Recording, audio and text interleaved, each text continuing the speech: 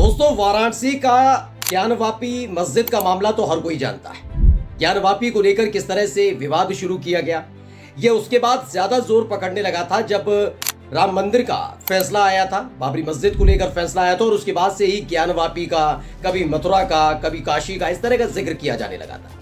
हिंदू पक्ष लगातार इसको लेकर हवा दे रहा था, लेकिन इन सब के बीच आज जो मैं आपको खबर दिखाऊंगा उसे देखकर आप समझ जाएंगे कि हिंदू पक्ष जो लगातार ज्ञानवापी को मंदिर साबित करने में जुटा हुआ है वो कितना एकजुट है। आप जानते हैं, जब ये सुनवाई का मसला आ रहा था उसी वक्त अदालत परिसर में नहीं बल्कि कोर्ट रूम के अंदर, जी हां, अदालत के अंदर मारपीट हो गई। जमकर लात घूंसे जो मिला वो हाथ से मारा पीटा गया। और ये मुस्लिम और हिंदू पक्षकारों के बीच में नहीं हुआ है बल्कि हिंदू पक्ष के दो वकीलों के बीच हुआ है। आज मैं आपको एक एक खबर, एक एक तस्वीर दिखाने जा रहा हूं। नमस्कार, मैं हूं प्राज्वल गौतम और आप देख रहे हैं हिंदुस्तान पोस्ट। ज्ञानवापी को लेकर जो माहौल बनाने की कोशिश न केवल हिंदूवादी संगठनों की तरफ से की गई, हिंदू पक्षकारों की तरफ से की गई, बल्कि सरकार भी इसमें कूद पड़ी थी। क्योंकि सरकार बीजेपी की, खुद योगी आदित्यनाथ मंच से खड़े होकर तरह तरह के बयान ज्ञानवापी को लेकर दे रहे थे। हाल ही में एक वीडियो भी निकलकर सामने आई थी जिसमें ज्ञानवापी को लेकर तमाम तरह की बातें हुई थी, उसकी सर्वे रिपोर्ट सामने आई थी और उसके फौरन बाद ही कुछ हिंदू पक्षकार के, हिंदू संगठन के लोग पहुंचते हैं और जहां पर, यानी वाराणसी में जहां पर एरो लगा हुआ है, साइन बोर्ड लगा हुआ है कि कहां पर ज्ञानवापी मस्जिद है, वहां पर ज्ञानवापी लिखा हुआ था साइन बोर्ड पर, तो मस्जिद की जगह उसे कर दिया गया मंदिर, जबकि ये कानूनी तौर पर गलत है। इसके खिलाफ खुद प्रशासन को, सरकार को कदम उठाना चाहिए था कि हिंदूवादी संगठन के लोग, जब तक कोर्ट का फैसला नहीं आ जाता कि वाकई वो ज्ञानवापी मंदिर है, तब तक ऐसे कदम नहीं उठाने चाहिए। लेकिन ऐसे ही विवादों से जब एक सत्ताधारी तल को हिम्मत मिलती हो, ताकत मिलती हो, हिंदू, मुसलमान, पाकिस्तान, मस्जिद, मंदिर, हिजाब, दाढ़ी, टोपी, बुर्का, इनसे जब उनको ताकत मिलती हो, इन्हें कोसने से, इन्हें करने से, तो फिर किसे रोका जा सकता? और वो भी तब जब उन्हीं की सरकार उस राज्य के अंदर। वाराणसी में इस सब कुछ हुआ था। अब पहले मैं आपको एक वीडियो दिखाने जा रहा हूं, वीडियो देख लीजिए।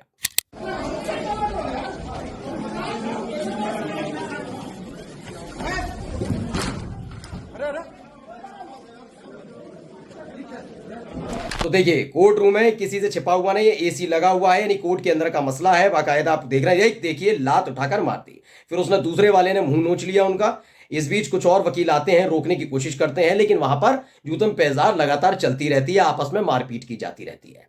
दरअसल ये अमूमन मामला नहीं है, ये ज्ञानवापी से जुड़े हुए हिंदू पक्ष के, हिंदू ही पक्ष के, मुस्लिम पक्ष के नहीं, फिर सुन लीजिए, ध्यान से सुनिएगा, हिंदू पक्ष के दो वकील हैं जो आपस में भिड़ गए, मारपीट की गई, लात घूंसे चले। अब कोर्ट रूम के अंदर ये सब हो रहा था, खुलेआम हो रहा था, कोई कार्रवाई इस पर हुई नहीं, क्यों नहीं हुई वो आगे जाकर आपको बताऊंगा। लेकिन फिलहाल इस वीडियो का मजा दोबारा से लीजिए कि कैसे एक ने लात मार की उछलकर, जैसे फुटबॉल का मैच चल रहा हो, दूसरे ने मुंह मूछ लिया अपने ही हिंदू पक्ष के एक वकील का। देखिए वीडियो फिर से। तो द मुस्लिम नाम के ट्विटर हैंडल से ट्वीट किया गया और लिखा क्या है, ज्ञानवापी मस्जिद मामले में सुनवाई के लिए कचहरी पहुंचे हिंदू पक्ष के दो अधिवक्ता यानी वकील आपस में भिड़ गए, दोनों में हाथापाई शुरू हो गई। और द मुस्लिम के ट्विटर हैंडल पर आप भरोसा मत करिए ज्यादा, क्योंकि आप करेंगे ही नहीं। लेकिन अब मैं आपको दिखाने जा रहा हूं असली खबर क्या है। हिंदुस्तान ने भी इस खबर को छापा है और खबर में क्या लिखा पढ़कर बताता हूं। ज्ञानवापी सुनवाई के दौरान हिंदू पक्ष के दो अधिवक्ता भिड़े। कचहरी परिसर में शुक्रवार को ज्ञानवापी प्रकरण से जुड़े हिंदू पक्ष के दो अधिवक्ता भिड़ गए। सुनवाई की अगली तिथि को लेकर, तारीख को लेकर अधिवक्ताओं में हाथापाई के साथ क्या क्या हुआ बताता हूं।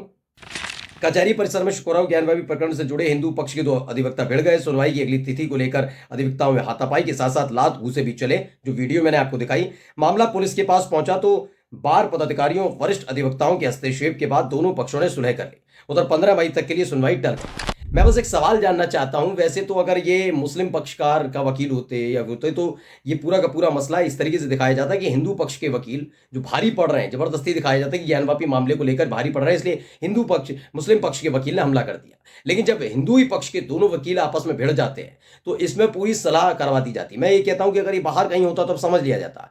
कोर्ट रूम के अंदर ये इसकी अवहेलना की गई है, नियम कायदे कानून को खूंटी पर टांगने का काम किया गया, इन पर कार्रवाई क्यों नहीं हुई?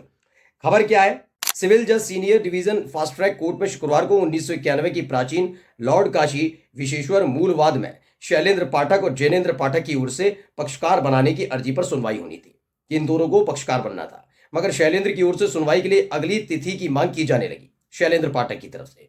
तो जैनेन्द्र पाठक जो है, इस पर दूसरा पक्ष यानी जैनेन्द्र पाठक की तरफ से आपत्ति जताई गई। देखते ही देखते विवाद होने लगा। दोनों पक्ष एक दूसरे पर आरोप लगाते हुए टूट पड़े। करीब करीब 15 मिनट तक आपाधापी की स्थिति हो गई थी।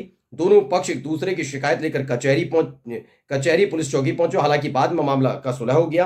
कैंट थाना प्रभारी निरीक्षक अजय राय वर्मा ने बताया कि अधिवक्ताओं के बीच मारपीट में एक पक्ष से तहरीर पड़ी थी। बाहर के पदाधिकारी थाने पहुंचे थे, तहरीर वापस ले ली गई। कुल मिलाकर खेल ये है कि इतने फ्रस्ट्रेट हैं ये लोग, क्योंकि इन सर्वे रिपोर्ट आने के बाद ये कर रहे थे, सब हो रहा था, दिखाया जा रहा था। मैं कह रहा हूं ना, पिछले 3-4 साल में जिस तरीके से ज्ञानवापी को लेकर माहौल बनाया जा रहा, आपने, मैं गारंटी के साथ लिख कर दे रहा हूं, दिखा दीजिएगा कहीं इस तरह की स्थिति, मारपीट, बदजुमानी, चुनौती देना, धमकी देना, बैनर पोस्टर लगा देना, साइन बोर्ड पर से मस्जिद हटाकर मंदिर कर देना, या फिर मंदिर वाले को मस्जिद कर देना, ये काम अब तक आपने मुस्लिम लोगों की तरफ से नहीं देखा होगा। ज्ञानवापी छोड़ दीजिए, मैं अयोध्या की बात कर लेता हूं। बाबरी मस्जिद विवाद और राम मंदिर का विवाद था, जब तक चला हो, सुप्रीम कोर्ट का जब तक फैसला आया, सुप्रीम कोर्ट के फैसला आने के बाद आज तक आपने ये जरूर सुना होगा, चाहे वो ओवैसी साहब हो या कोई भी हो, वो इस पर आपत्ति जताते कि हम उस फैसले से खुश नहीं है। आप फैसले से खुश नहीं हो सकते, लेकिन कभी भी उन्होंने इस तरह की